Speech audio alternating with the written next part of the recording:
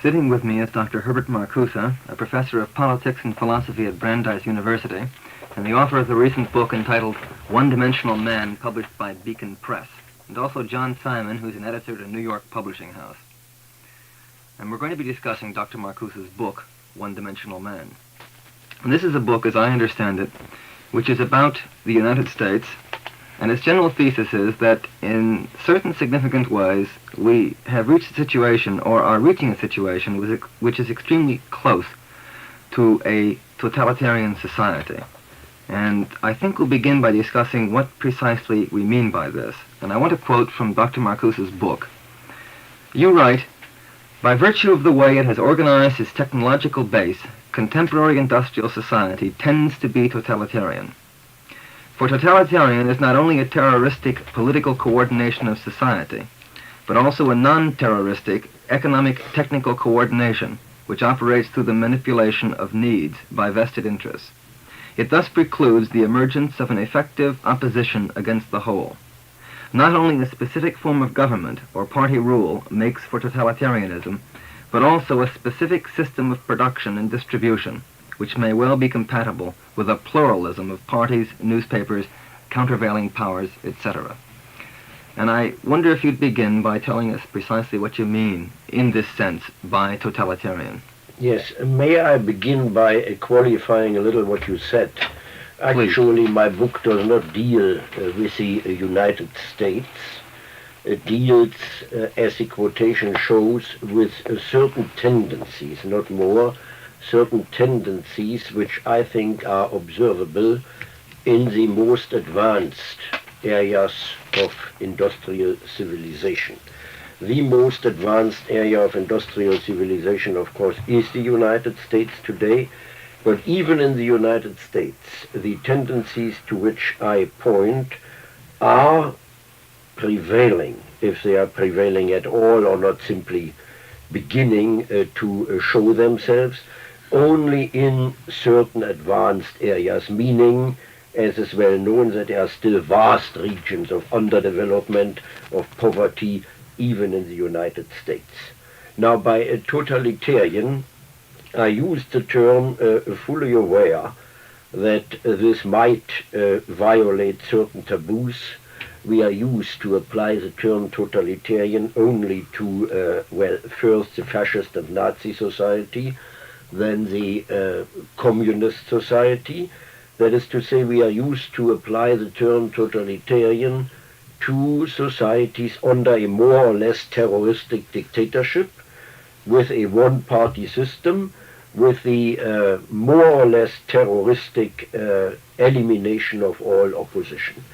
I believe that such a confined, restricted use of the term totalitarian is itself ideological, because it may serve to cover up the fact, at least in my opinion, a fact that totalitarian tendencies are beginning to show even in societies which are still democratic, which preserve the democratic process and institutions, which have several parties, which may even have countervailing forces.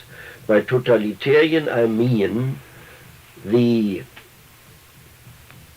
constellation or situation in which the private as well as public existence of man, of the individual, is controlled, is exposed to standardized, required ways of behavior, standardized imposed values, standardized imposed needs. This can be done by a private as well as by a public bureaucracy. It can be done via the perfectly democratic media of mass communication and so on. It is in a way a consequence, as the quote shows, of technical progress, which implies mass production and mass distribution. Mass production and mass distribution in turn require a considerable degree of standardization, a considerable degree of the submission of the individual to pre-given and superimposed values, ideas, aspirations, goals, and so on. Is this a necessary condition of this particular productive capacity and system? Well, the term necessary applied to history is a very questionable term. We can say in a strict sense, if you mean it in the sense of a physical law, nothing is necessary in history. I do think it is the byproduct, at present inevitable byproduct, of the way in which technical progress actually has taken place in industrial society. And this argument applies as well to societies that are organized on a more or less individualistic basis, as well as those that are collectivistically organized. That is, the same critique applies as well to the Soviet Union or to the countries in the Soviet bloc as it does to the United States. You would argue that. I would say it applies in the sense that similar tendencies are, I think, observable there. Of course, with vast differences based on the entirely different foundation and organization of the entire economy. But inasmuch as the Soviet Union will very soon join the most advanced areas of industrial civilization, I think the two systems will become more or less assimilated. I think we ought to make clear at this point, because you do make it clear in your book that you do see differences between the Soviet Union and the United States. Vast differences. Yes, and maybe you ought to ground away. Well, the obvious difference is that the society, as I just mentioned, is organized on an essentially different basis. The collective ownership and control of the means of production, regardless of whether or not you consider it as already socialist or not socialist at all, is sufficiently different from a society organized on the basis of private control and ownership of the means of production to make for decisive differences in the tendencies of development. There is also, is there not a difference in the legal basis of control by the state? Or is there? What do you mean by legal basis? Well, we are to some extent individuals, and their own participation and their own ability to dissent are protected more in the American system than in the Soviet system. They are certainly more protected. They are even institutionalized in the American system. They are not institutionalized in the Soviet system. But precisely here I have a great fear that this institutionalization of civil rights, and especially the right and liberty to dissent, is gradually corroded, is reduced, not by terror, not by a conspiracy, but simply by the mechanisms of technical growth within the framework of the established institutions. Before we get into a discussion of that particular area, and since we're attempting to define your use of totalitarian, which I take it is quite different than, say, Carl Friedrich's use of the word. Oh, yes. I wanted to ask about the applicability of the concept to the non-advanced sectors of the world, where particularly those countries that are now labeled socialist and are going in for extensive planning and use of many of the kinds of controls that you suggest exist in advanced industrial society, Ghana, Cuba, Algeria, for example. Does the definition begin to apply in these countries as well, or in these areas? That is one of the most difficult questions to raise and to answer. On the one hand, I would say, and it may sound paradoxical, although I don't think it is paradoxical, that these countries, precisely because they are not yet at the advanced stage of industrialization, where they have to buy all the negative features of this kind of industrialization, that these countries have a better chance of proceeding differently, that these countries have a better chance of building from scrap a freer and a more human society. But there are other impediments here. namely that the vast majority of these countries is too weak in resources, intellectual as well as material, to do it by themselves. They are by themselves, as far as I can see, again, with some exceptions, incapable of accumulating the funds, capital funds that would be necessary for development, and therefore will have to rely on outside help, which can come only from the East or from the West. And I am apprehensive lest this dependence on outside help would not almost inevitably these countries lead along the path at present gone either by the East or by the West. So that the idea of a third force is still a more or less a utopian idea. Mm-hmm. One more question in this general area. Isaac Deutscher, in his book The Great Contest, where he dealt with issues of the Cold War, which are not really central to this discussion, suggested that the potential, the ultimate potential for freedom in the organization of in this sense of the totalitarian Soviet society was far greater than existed in any area of the West because of the way in which the controls were applied and were used. Would you agree with this, the formulation of Mr. Deutscher's? I agree up to a very definite point. If Deutscher wants to say that the establishment of a planned society does not have to cope with the vested interests which otherwise stand in the way of a utilization of all available resources for the satisfaction of vital needs wherever they are still not satisfied, rather than proceeding through waste and planned obsolescence. If he wants to say that, I agree entirely. Such a centrally planned society in which the counteracting vested interests are indeed eliminated would have a far greater potential to develop humanity, let's say in short, than another society. But here I think we have to place the development of Soviet society in the actual context of peaceful or rather hostile coexistence, which means that the Soviet Union too at present sees itself committed to divert a vast section of its resources, of the social wealth, to armament production, and thereby has to impose sacrifices which otherwise would not have to be imposed. Mm-hmm. I think maybe something we ought to explore a little bit at this point is to go back to this question of totalitarian. And the reason I come back to it, I think, is because it is an extremely provocative word to be used in the context of modern American life. One of the things you talk about in this regard is the range and the nature of choice available in this society.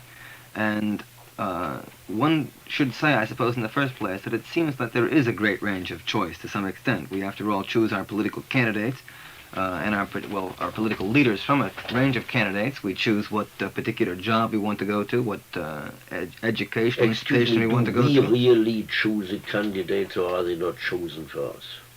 Do I and you or whoever it is choose a candidate which is actually running, or does somebody else, does a machine, or I don't know what do it?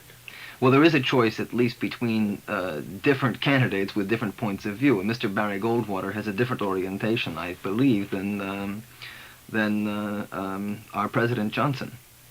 Yes, certainly. Are these real choices? They are real choices wherever you have real difference of opinion.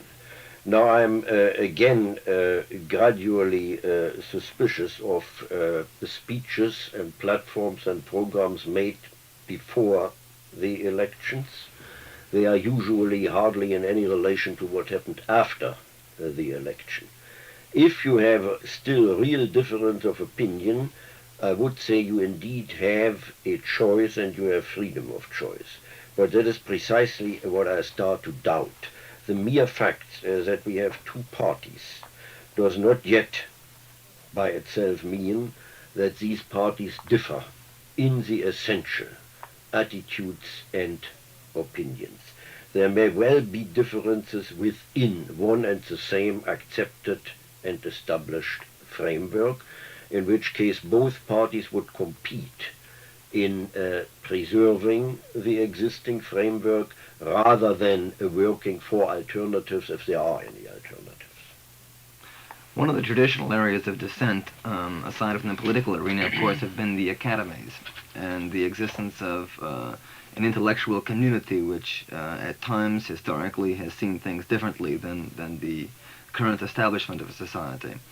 Do you see in the academies the existence of a real dissent and a real opposition of alternatives? By academies you mean universities, colleges, and so on? Yes. Well, I would say, since this is precisely the field where I do have experience, that is perhaps today the area which is still the freest of all. My long experience with students has shown me that these students, at least when they enter the university, are still entirely open-minded, that they think by themselves, that they preserve their open mind, that they are highly critical, and that they really talk, at least if they know that they can talk. It depends on with whom they talk. Gradually, however, the dire need makes itself felt to look for a job. They know perfectly well that if they go on like that, if they continue to have really dissenting opinions and not only slight differences in opinion, it may be very difficult for them to find a job, and that sooner or later they have to adopt modes of behavior in which at least they conceal the dissent or express it in such a way that it does not cause a scandal, and I certainly don't blame them for doing it. But is this really sufficient to explain a lack of dissent? There have been scholars and intellectuals who have been able to take a dissenting position in terms of their publication, and one thinks of individuals like C. Wright Mills, and in a much different sense, and in a much more popular sense, Vance Packard. How would you account for the existence of these people, and how would you account for the fact that there are not more like them? I would not say, and I don't think I did say, that we have no dissent. What I did say and what I mean and what I would like to repeat is we have a considerable amount of dissent. We can afford this dissent because it remains completely and entirely ineffective. We can afford to have C. Wright Mills. We can afford to let Vance Packard say things which formerly would have been very meticulously concealed because our society is so strong, so cohesive, so powerful that these revelations don't do it any harm. And in a sense, that is good. But in another sense, and perhaps in a deeper sense, this is very bad. John?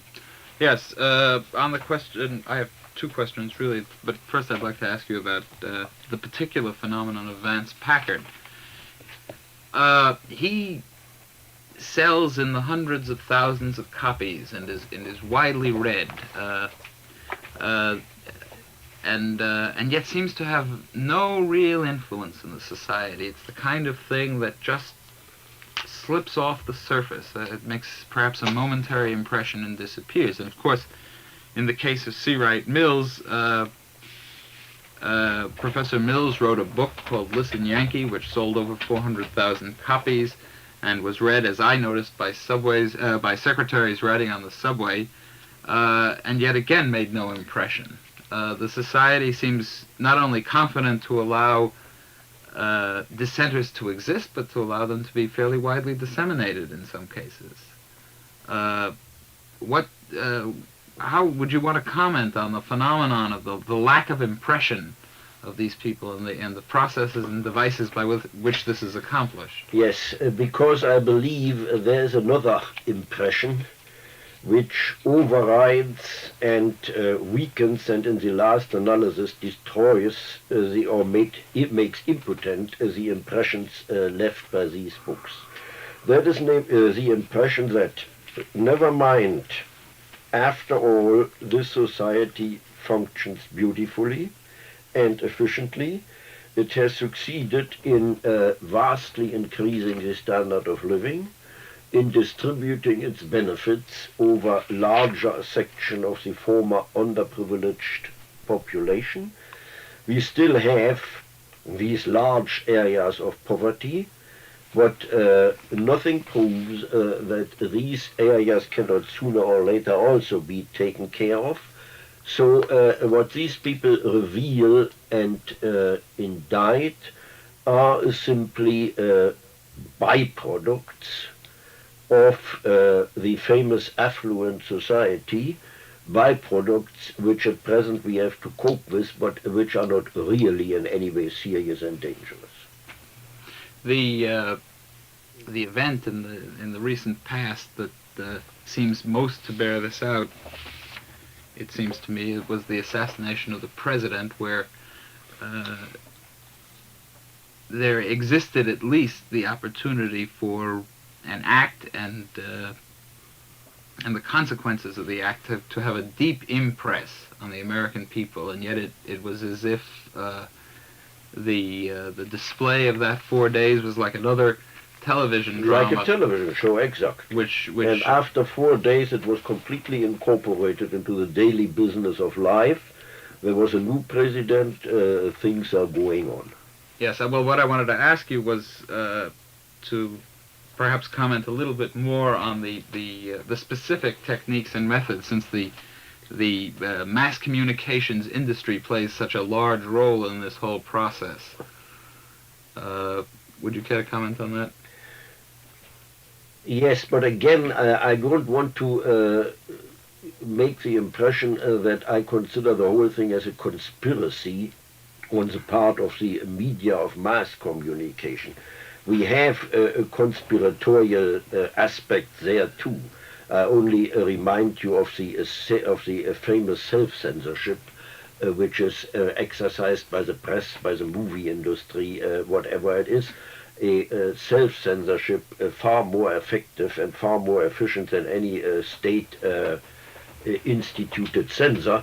That is not the point. I think that all these developments have a very rational basis, namely precisely that our system works. And because it works, because it is so productive, because it distributes such benefits, we repress the price which we pay for this affluence, a word which, by the way, I would only use in quotation marks. It is this repression, it is the repression of the price, the cost, the sacrifices that are involved, which is actually what bothers me. Well, this raises a question, because thus far we've been speaking about such, and here again I use quotation marks, intangibles, end quotation marks, as the range of choice available not being truly a meaningful choice, and the social sciences and the academic institutions, while tolerating some dissent, nonetheless not really participating in the development and movement of the society. What's wrong with the society as it now stands? Is there a need to change the society? I mean, after all, we haven't we, if we haven't achieved utopia, aren't we getting close to reaching a utopia, at least in terms of the production of material goods and physical comfort? Well, that question leads to the what I consider the core of the whole problem. I once raised in a rather large course of mine at the university the question, it was a kind of examination question. I asked the students, I want you to tell me what is wrong with the society. I never got an answer. Nobody could or nobody dared to tell me what is actually wrong with the society. Did the students flunk the course? No, they didn't. Because, again, I completely understand why they didn't either want to tell me or didn't know. What is wrong with it is, and here I have to become a little philosophical, and even a little utopian. For me, the word utopia makes no sense because, in my view, there is nothing today which could be reasonably called utopia. Mankind has reached a stage where, if it wanted to, it could actually, within a relatively short time, translate into reality even the most utopian idea. So the term utopia, again, is a subterfuge. What is wrong with the society is that it retains, that it perpetuates the struggle for existence, toil, frustration, waste, although all the intellectual and material capabilities are there to pacify the struggle for existence, in the international arena as well as within the nation, and for the private individual. And by pacification of the struggle for existence, I mean something, I think, very concrete.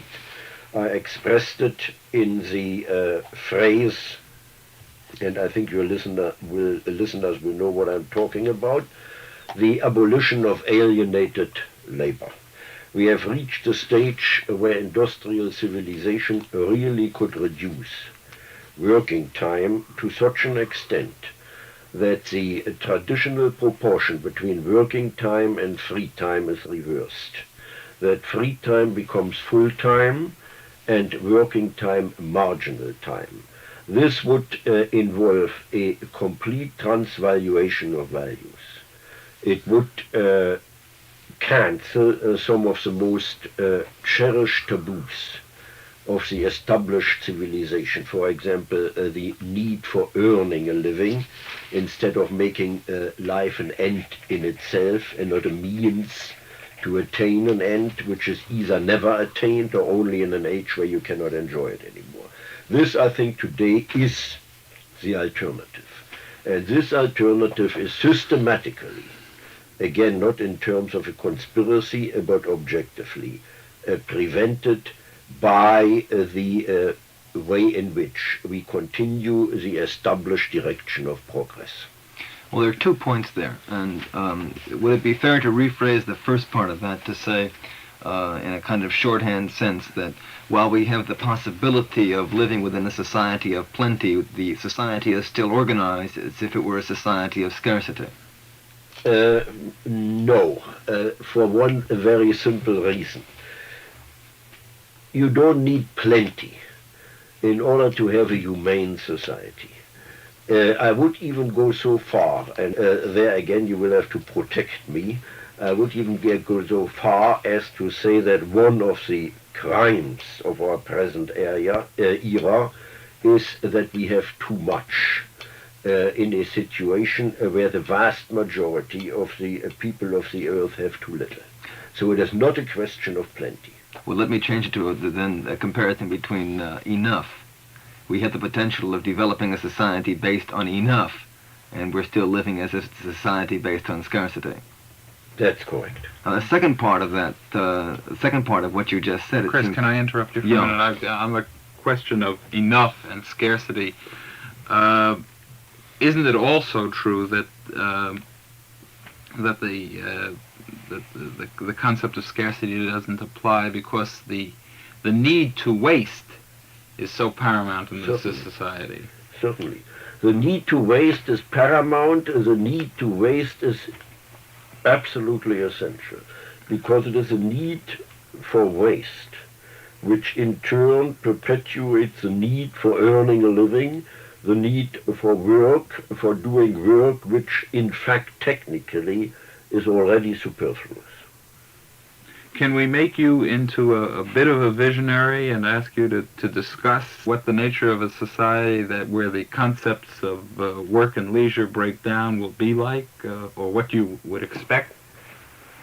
You cannot, because we are at present, I think, utterly incapable to draft anything like a blueprint for such a society.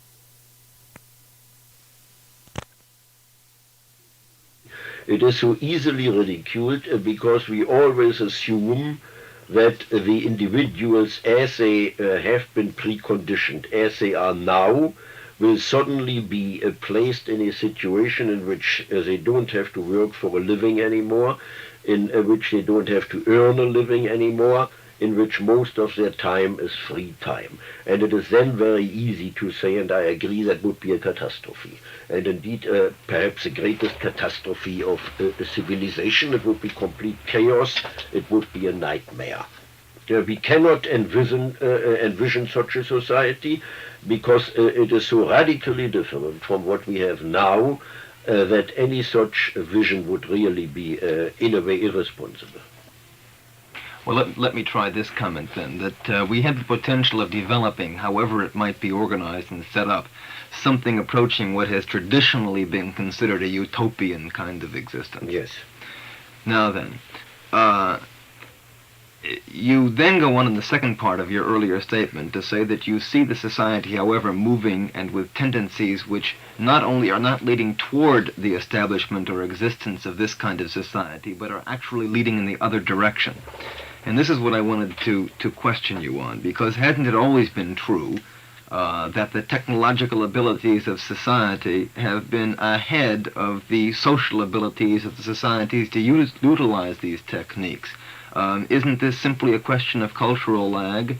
Why isn't it that we aren't, in fact, slowly evolving a framework whereby we can use these technological developments to create a healthy, humane society?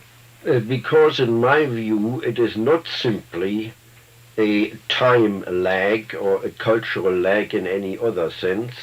The decisive difference here is that what is involved is not simply a better utilization and a better development of the available technical resources, but what I called a radical redirection of technical progress itself. And such a radical redirection of technical progress, namely first to the satisfaction of vital needs and to pacification, such a radical redirection is, in my view, not possible within the established framework, but would involve a sweeping change in our institutions, which were still institutions adopted to scarcity and not to what we potentially have now. Why can't this change be made? Let me also quote at this point something from your introduction that may or may not throw light on what I'm getting at. You said here that the way in which a society organizes the life of its members involves an initial choice between historical alternatives which are determined by the inherited level of the material and intellectual culture. The choice itself results from the play of the dominant interests. It anticipates specific modes, transforming and utilizing man and nature, and rejects other modes, etc. The word I was looking at there was the word choice. If I would not believe that such a redirection is historically possible, I wouldn't have written my book. As far as the choice is concerned, there indeed I am very pessimistic, because the choice would require, among other things, men who live in the dire need for such a change. This dire need is, as I pointed out today, effectively repressed. It would furthermore require that these people who live in need of such a change actually have the power to bring the change about. This too at present is not the case. Does anybody benefit from this society as it's currently set up? Yes, most certainly. I think if not the majority, at least a large segment of the population benefits for it, and that is precisely why it is so serious, why it is so painful to criticize the society. But I believe that more is at stake than these benefits. Well, to use a cliché, although I hate it, I seriously believe that the chances of a human and humane existence for all, without war, are at stake, and in view of these chances, I think one has to criticize even a society which is more beneficial to more people perhaps than any preceding society in history. But in a sense, it also doesn't it? Although it may benefit some members more than others, it also does. Um, well, it also wraps up those who benefit to some extent, and doesn't allow for their own full development as human beings. And I think this is what you meant when you spoke at one point. The world tends to become the stuff of total administration, which absorbs even the administrators. Yes, it absorbs not only the administrators, it suffocates not only the need for a redirection of progress, but it even does its best to arrest the development of concepts and modes of thoughts which could define, could sketch alternatives of the development, not only quantitative changes, but qualitative changes. That is why I have the critique of present-day positivism and empiricism, which I consider a pseudo-empiricism, a false empiricism, because it orients itself on a restricted and manipulated experience. I just want to push you on a second, and then John, I know, has a question. Previously, it might be said that a society that benefited certain groups in the society rather than others had to be maintained in the eyes of those who benefited, because it was simply impossible technologically for the group that benefited to maintain its particular benefits in an totally equalitarian system. But now we have a society where that is no longer impossible, where in fact those who benefit need not give up very much in order to share their benefits with the others in the society through the advent of automation and cybernetics and these techniques. Also, in the current situation, isn't it true that those who benefit could benefit more in a different social situation? Why then isn't it possible that traditional leadership groups themselves could at this point, under these conditions, make the transition to a different kind of society? Because it would be, as far as I know, the first case in history in which a invested and entrenched leadership, or a ruling class, if you wish, has voluntarily abdicated.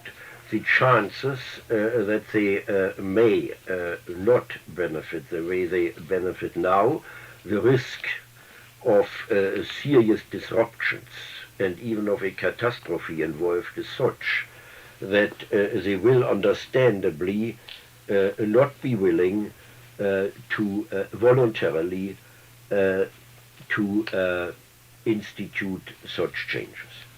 Erich Fromm in The Sane Society, I think, argues that there are certain strong reasons why even those involved in leadership do not benefit as greatly from this society as they could from a different kind of society. Couldn't this act as a sufficient stimulation to an aware leadership to make a transition? No, as far as I remember, he means by that simply, well, for example, that even the rich are not happy. Now, in the first place, I never took that very seriously, and I don't believe that the unhappiness of the rich should really be a matter of serious concern.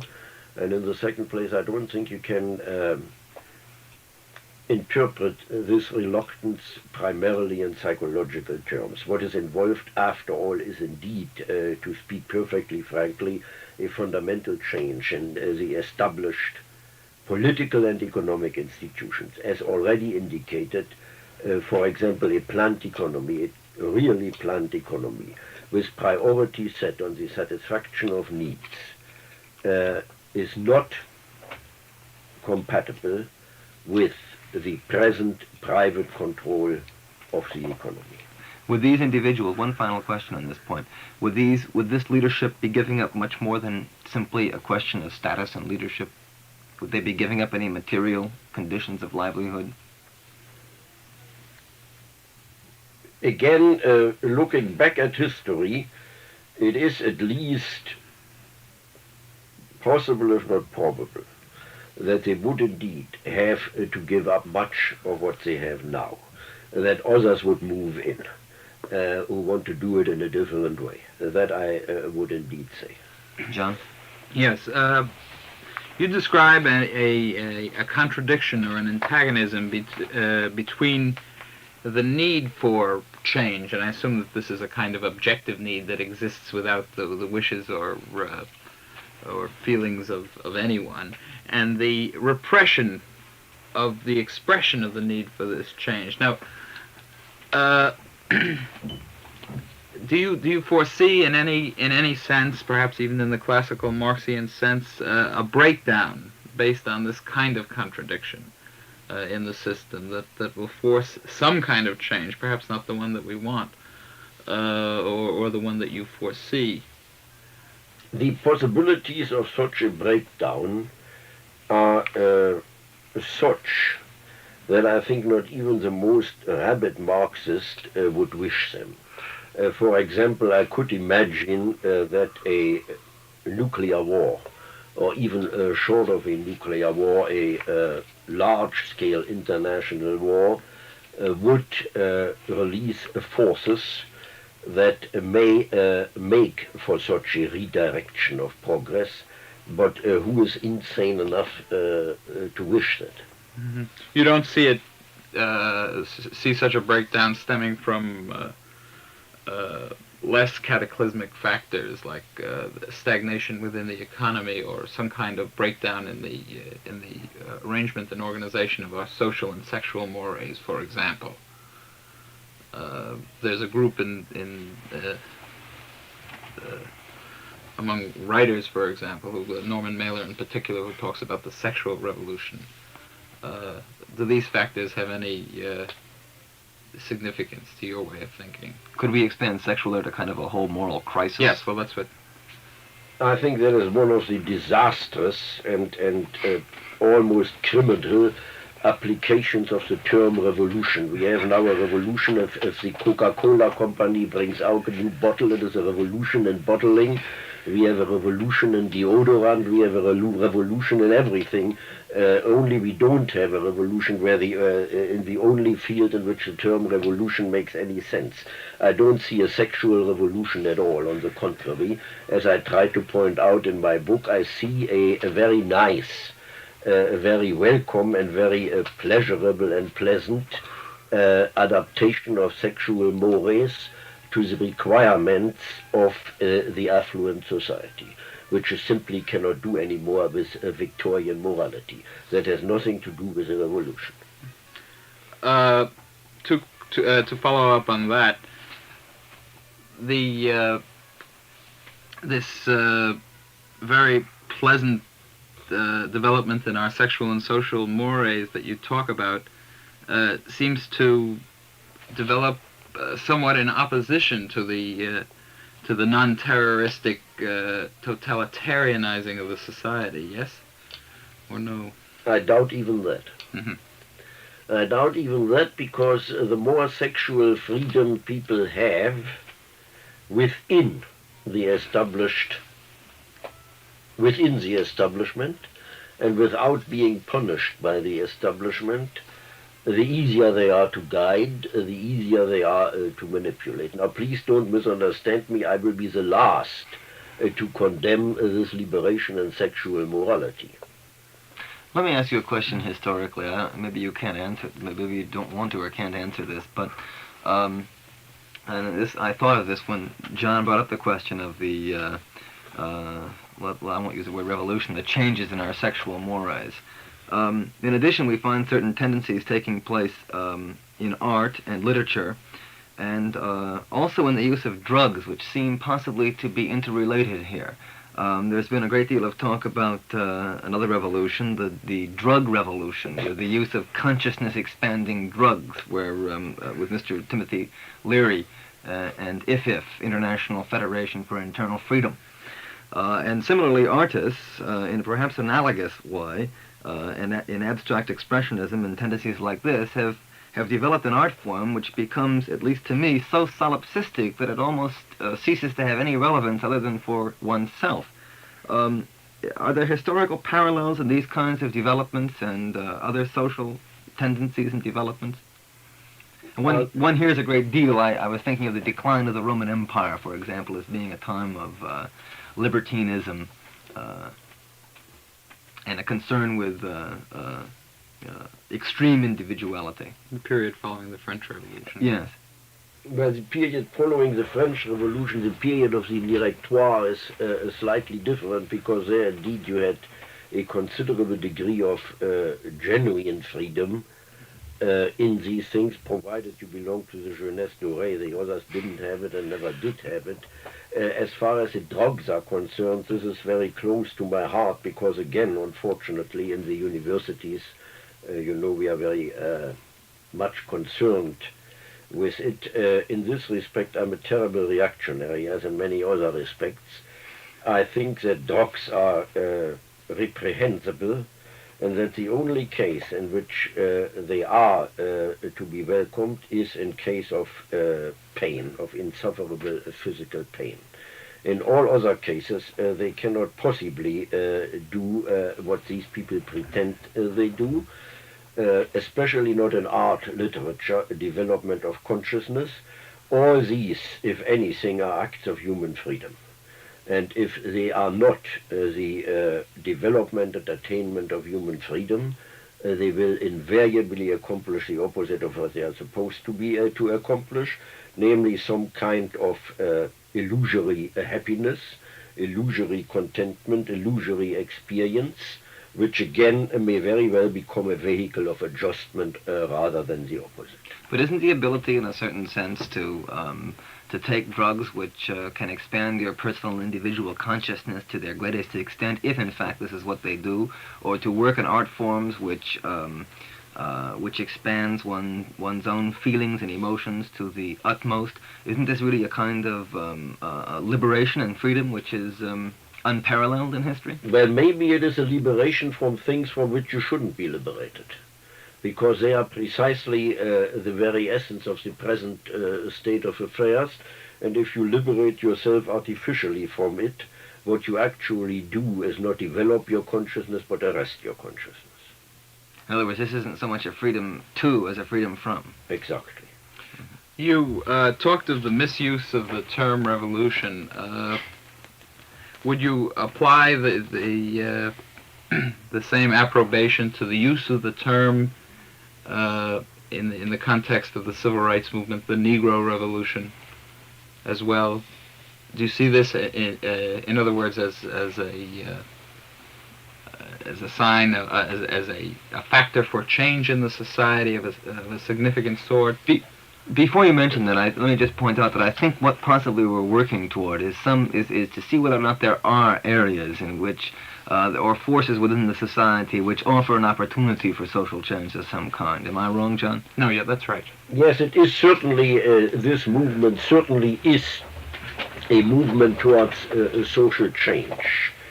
I would not call it a revolution, because I personally cannot understand how you can call a revolution a movement which tries to implement the principles of the Declaration of Independence. I mean, the mere fact that we have to have such a movement today, almost 200 years after the Declaration of Independence, I think characterizes our society sufficiently. It is not a revolution, it is the effort to finally to translate into reality what was promised centuries ago, the promise with which actually modern society began and which is still not translated into reality. C. Wright Mills dealt with two other groups within the society, namely the labor movement and the intellectuals. Would you apply the same criticism to both of these groups? Do you want to deal with them in turn? I did not apply any criticism, as far as I remember, to the civil rights movement and to the Negro movement. As far as the labor movement... No, I didn't mean criticism in that sense, but an estimate of the Yes, as far as the labor movement is concerned, all I can say is that at present organized labor in the United States, and not only in the United States, has nothing to do anymore with what Marx once called the proletariat and the developing consciousness and the revolutionary potential of the proletariat. Organized labor has today become one of the countervailing powers, cooperating with its countervailing power in the strengthening and improvement of the powers that be.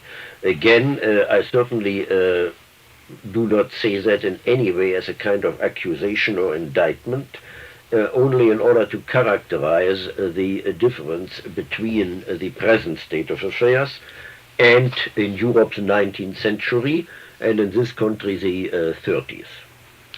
Would a class analysis of this society still have any meaning given the widespread affluence and the repression of any significant consciousness of problems within the society? I can't help it, but I do believe that we still have a class society. A class society is not characterized by the increasing higher standard of living of the ruled classes, but is characterized, today most outspokenly characterized, by the fact that we have one group or class which, by virtue of its position in the social and economic process, decides and determines the fate of the entire population, and that the majority of the population, again by virtue of their position in the social and economic process, is really not in any way self-determinating. In speaking of classes, let me first bring up something else. When you speak of social change and how it takes place, and I'll quote here, you say, first, which we've already said, the choice is primarily, but only primarily, the privilege of those groups which have attained control over the productive processes. Their control projects the way of life for the whole, and the ensuing and enslaving necessity is the result of their freedom. Then you say, and the possible abolition of this necessity depends on a new ingression of freedom, not any freedom, but that of men who comprehend the given necessity as insufferable pain and as unnecessary. So that here you set up as your criteria of social change a group which is, I would say from this, almost totally excluded from benefits of the society. And you make this clear, as you said earlier, in terms of labor movement, and you also make it clear when you speak of the people in general and their ability to change the situation, where you argue that in the redistribution of wealth and the equalization of classes, there is simply a new stratification characteristic of advanced industrial society and not any basic chance to change that method of stratification and stratification. But then you close your book, and this is only the last half page out of 257, it's true, when you say, however, underneath the conservative popular base is the substratum of the outcasts and outsiders, the exploited and persecuted of other races and colors, the unemployed and unemployable. They exist outside the democratic process. Their life is the most immediate and the most real need for ending intolerable conditions and institutions. Thus, their opposition is revolutionary, even if their consciousness is not. The fact that they start refusing to play the game may be the fact which marks the beginning of the end of the period.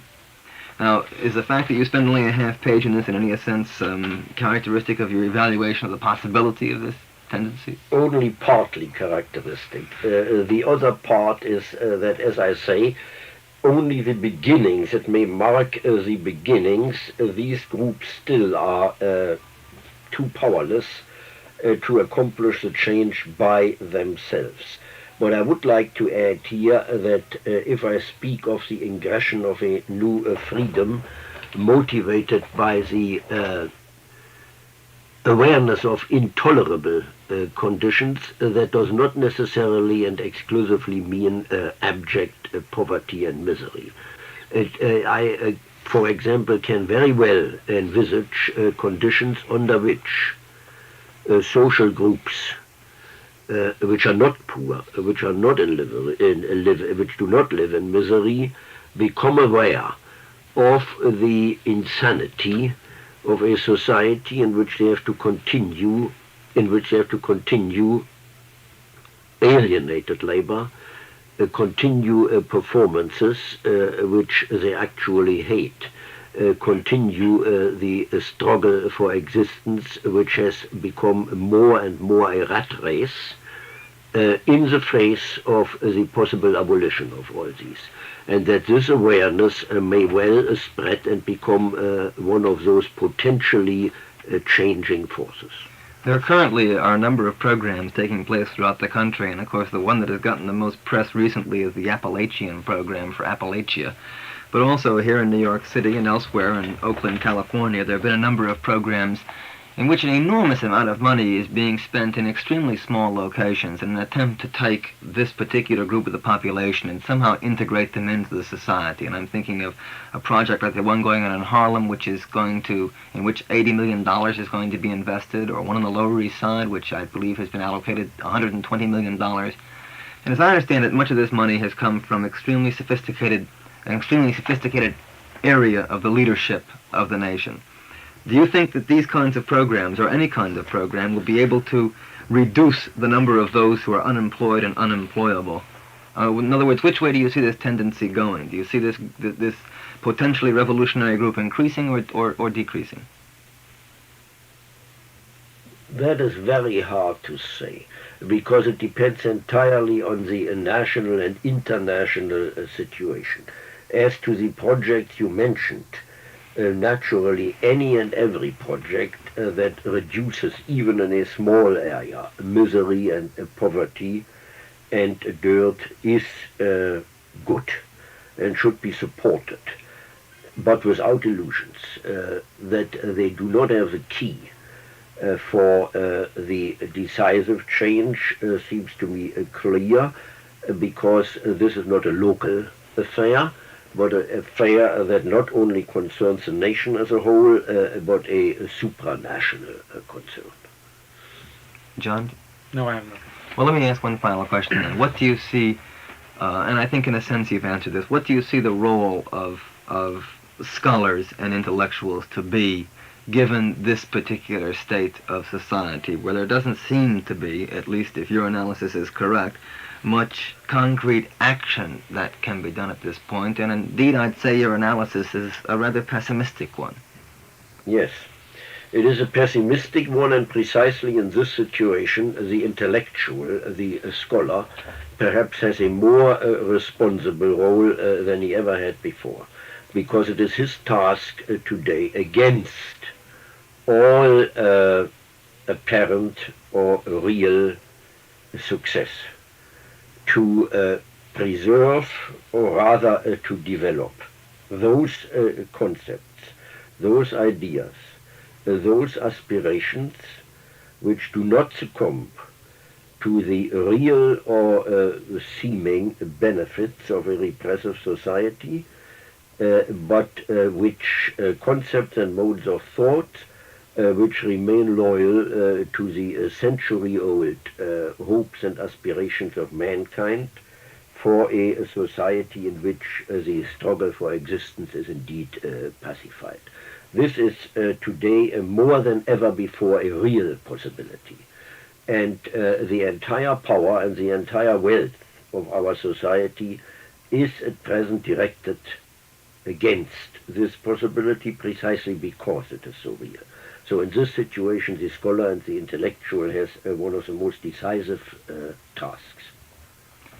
Thank you very much. We've been talking to Dr. Herbert Marcuse, professor of philosophy at Brandeis University and author of a recent book, One-Dimensional Man, published by Beacon Press, and John Simon, an editor of a New York publishing house.